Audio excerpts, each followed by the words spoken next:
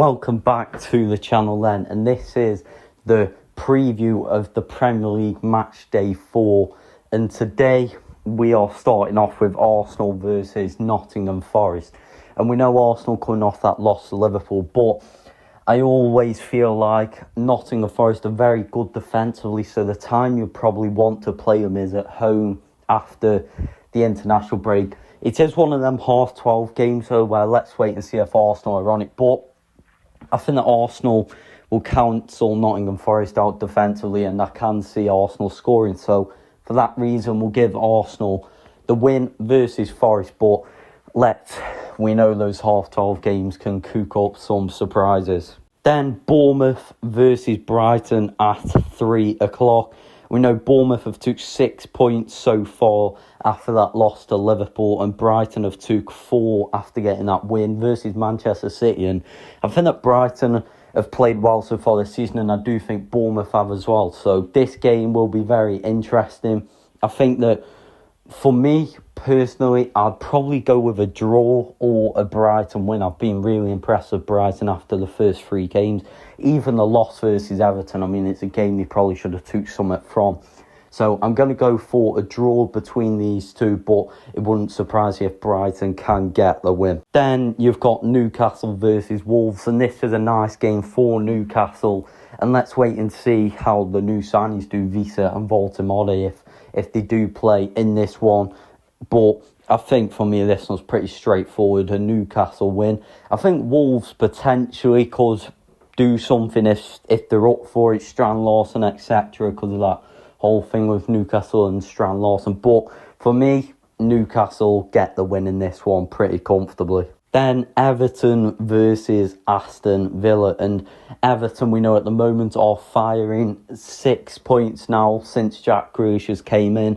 I really like the balance of that Everton team with the front four of Ndiaye, Dewsbury or Grealish, and then either Barry or Beto up front. And for Aston Villa, they've took 1 point, not scored a goal yet this season, and they are obviously at Everton, where Everton you'd think would be strong this season, but also full of confidence after the last 2 games. So I think for Villa, potentially the new signings of Harvey Elliott and Jadon Sancho could help them if they do play. But for me, I am going to go for an Everton win, which would mean Aston Villa take 1 point from 12, which isn't good if they have European aspirations this season. Then you've got Crystal Palace versus Sunderland, and Crystal Palace probably being one of the best teams so far this season after the games we played: Aston Villa away, Chelsea away, and also Nottingham Forest, and picking up 5 points from them games. Sunderland picked up 6 points. Obviously, they probably feel like it should have been 9 and that they probably should have beaten Burnley. But this one, I think, is an intriguing game. But I think Crystal Palace, obviously, the team just works so well. Oliver Glasner's system does. And I think for that reason, Crystal Palace will pick up the win versus Sunderland. And I see Sunderland this season more of being a home team where they pick up points at home rather than away. But for Sunderland, this is probably the first real big test of this season.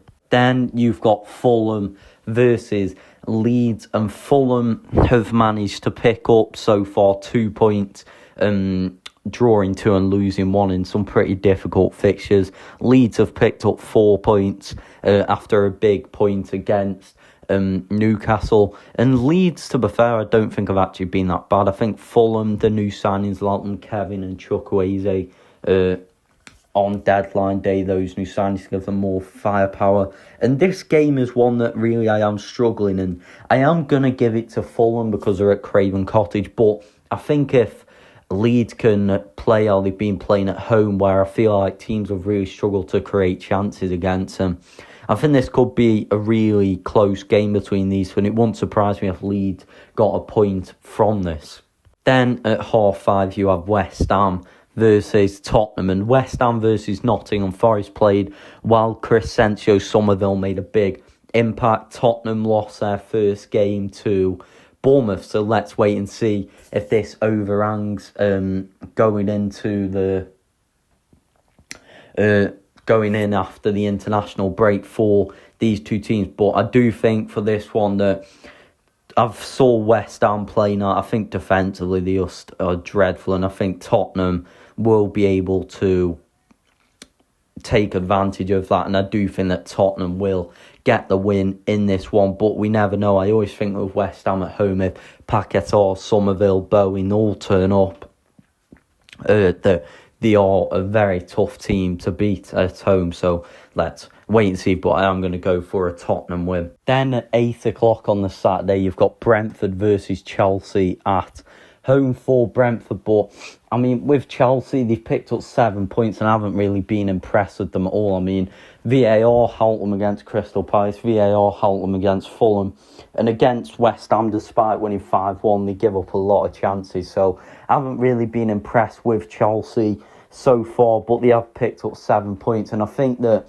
at the start of the season, we all said Chelsea have got a nice fixture list going into it, and I think attackingly they'll have too much for this Brentford side, where Brentford, though, let's wait and see. They did beat Villa, and it's never an easy place to go, but I do think Chelsea will have too much firepower up front for Brentford.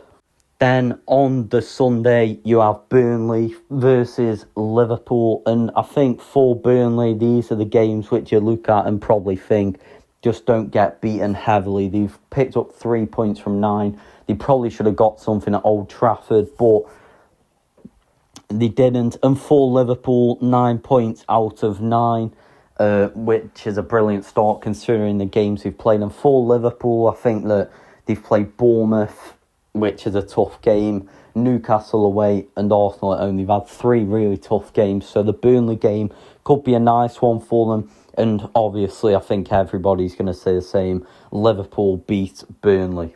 And last up, very early on in the season, it's Manchester City versus Manchester United, the Manchester derby. And for this one, I think it's very hard to call because Manchester City have been poor, but you don't know what Manchester United team's going to turn up. I think there'll be an element of confidence from Manchester United because he won there last season, but I also think that Manchester City will be thinking, if we sort out those defensive problems, we'll beat them. So for this one, I am going to go for a draw because I think it's very hard to call. Do I think it will be a draw? No, I think a team will win it, but I'm not sure which team will, to be frankly honest. So thank you for watching the video. Make sure to like and subscribe, and I'll see you in the next one.